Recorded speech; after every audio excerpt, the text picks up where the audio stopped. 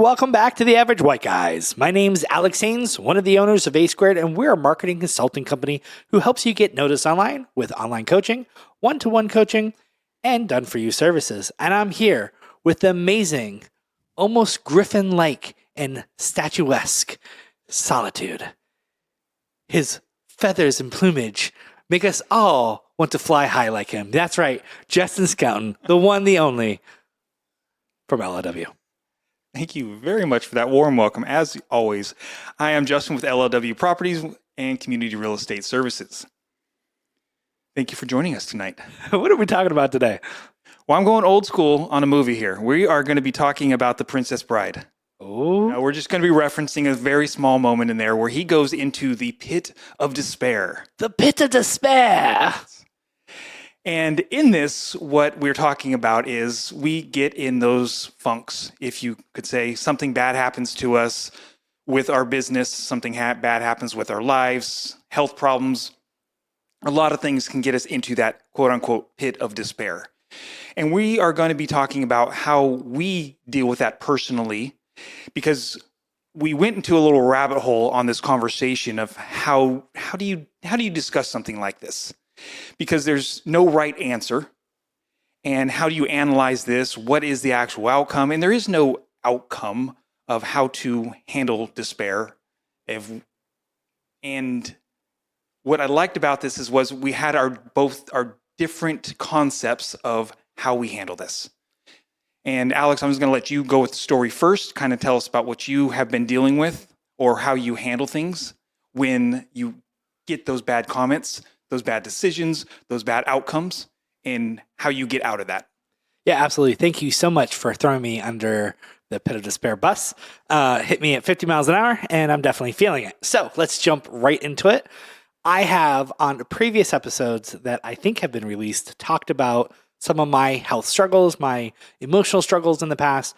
And one of the things we talked about before here was way back in the day, I would get into a funk because I would have these lofty goals, these delusions of grandeur, so to speak, of epic proportion where I wanted to tackle colossus size tasks, these very lofty, insane things, and I would beat myself up about it when I did not accomplish that in a very small amount of time.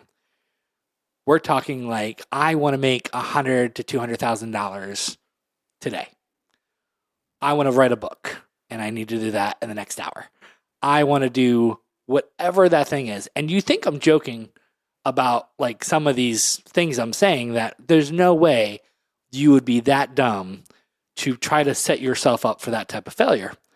Ladies and gentlemen, have you met myself? Let me introduce you. I am Alex Haynes, the guy who tried to do that for a very, very long time.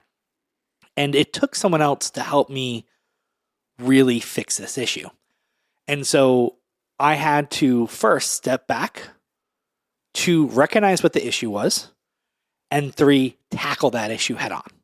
So my issue was my goals were out of whack and out of line. As an A personality, as an action type, I'm all about making accomplishments.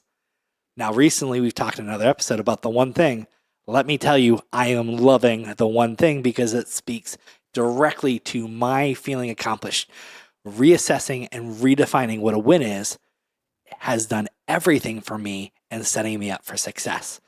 One of the things I'd like to throw in there, though, that I've heard in our conversations and from what you were just talking about is you tend to like help from others. 100%. I think that's part of your nurturing. Is that correct? I think it's part of my nurturing, as well as I recognized this a long time ago. I only know what I know. And that's kind of weird to say it that way, but there's a vast amount of information I don't have. And the only way to get that is to get it from other people. And I learned a long time ago, I can leverage those people to see things I don't see, to know things I don't know, and have them help me get to that next level. And because of that, I've been able to tap into my business partner, who we've been in business for, since 2010. And just in life, we've been accountability partners. He's the exact opposite of who I am. We call ourselves yin and yang personally. But because of that, he gives me such a unique perspective into my life that I can use that to tweak things to get me to that next level. And so that would be your way of trying to get out of that pit of despair, is using others to help you recognize. Yeah, absolutely. Things like mentorship could be a huge help. If you don't have someone, if you don't have a business partner, you could always, if you have a wife, ask your wife for help. I guarantee you she will have an opinion. So I think this was a harder conversation for me. Don't get me wrong, I get into those funks every once in a while, but in one of the last podcasts we talked about, I had some real health issues about 20 years ago when I came down with meningitis and my life got turned upside down. And from that, I have risen up, per se, and I don't get, what's the best word? I sleep at night very, very easily. I don't get a lot of stress because I learned at that point my life is way too short and you can cross the street and get hit by that bus at any time. But no matter what, bad things happen.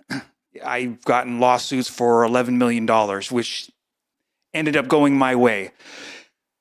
But some of those things happen to us. And what happens to me that I have to recognize is getting help from others is nice, but I go into an isolation.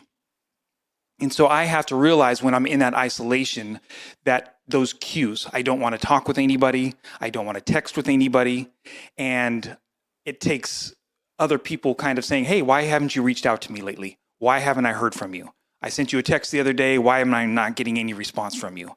And then that lets me realize that key things of, okay, I'm maybe in that funk again. What am I going to do to get out of that? And then that's where I go to where you're at of I get the help from others. So you don't even realize that you're in the funk until someone basically hits that button, that light in the back of your head finally lights up saying, aha. Why are you disengaged? Why am I not doing the normal things I'm doing, right? Yes. So it's funny because we as people, we have a weird habit of getting into cycles that hurt us. We talked about the snowball effect. Something will happen. We'll make a decision. And then because of that decision, we will make a choice to chase after something that makes us happy. I call it the dopamine chase. Other people call it, finding happiness. It's anything from food to drink to watching TV to zoning out. There's a lot of things we do to make us feel better. The problem is it becomes this weird cycle because we don't do the hard thing, which is make that change. Like you said, sometimes it takes someone else to help you recognize that. For me, I have to go out and ask someone to speak into my life. Those are hard things to do. So if you're listening to this first, we want to tell you, we as business owners have been there. If I looked at my business partner and go, how often have I been here? He will just shake his head in very sadness and go, way too many. He's nodding. Yep, too many times. Because we each have our own thing, and this is a pattern. This is something that we struggle with. So the good news, if you're listening to this, you can actually make some changes. You can set yourself up for a win. Justin?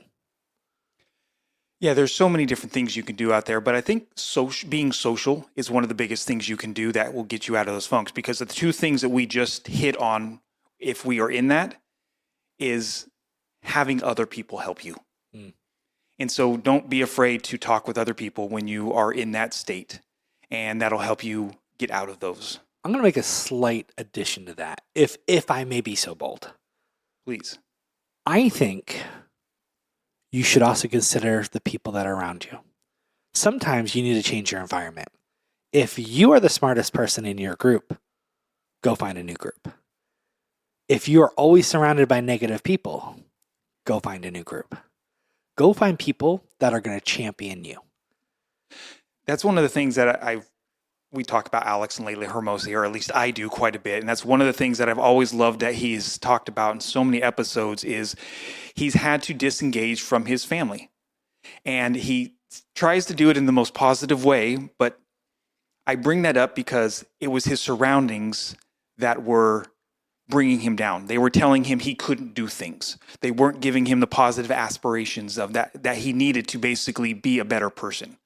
And so I love how you said that. Is I'm saying be social, but know who you're being social with to make sure that they're bringing a positive attitude to your life. And that's just one of the things you can do. There's a couple. You can change your environment. You can change what you're consuming.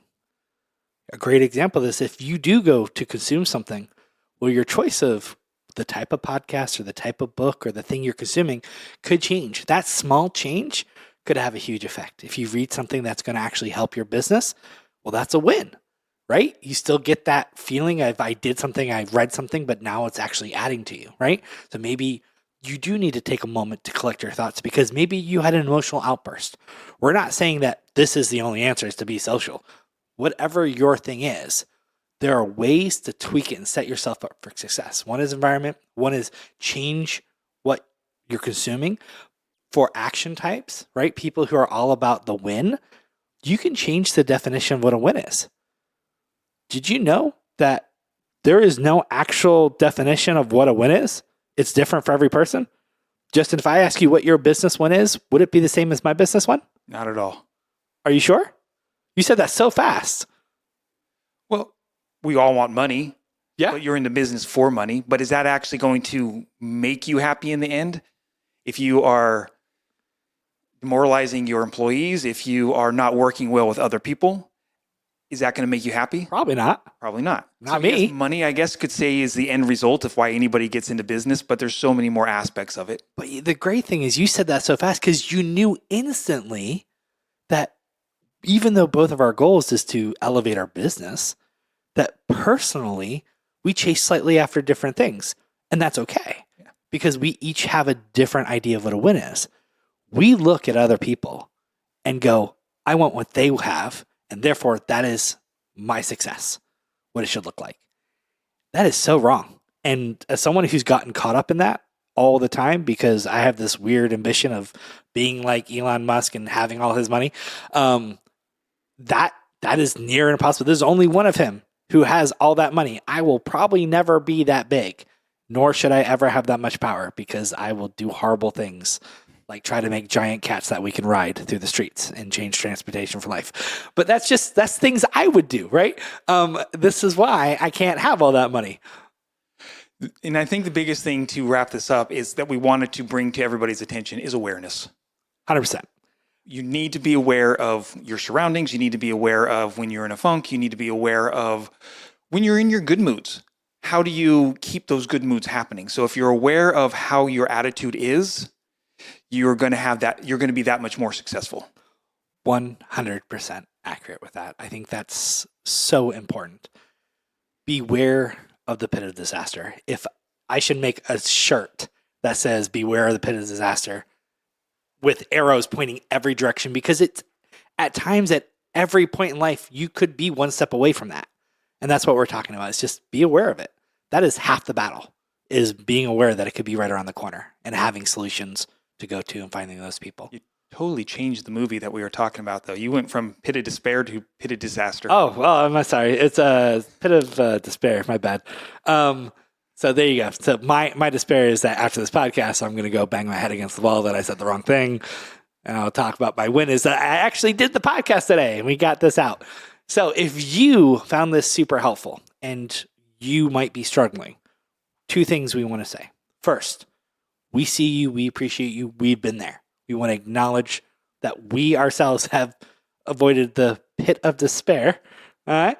Been in there, gotten out of it, sometimes fall back in, but at least we've been there, right? You don't have to stay there. So that's the first thing. The second thing is, if you did find this helpful, we'd love a like. We'd love a comment. Let us know what's going on in your life. Hit us up in the comment section. We'd really appreciate that so we can communicate with you. And until next time, we are the Average White Guys.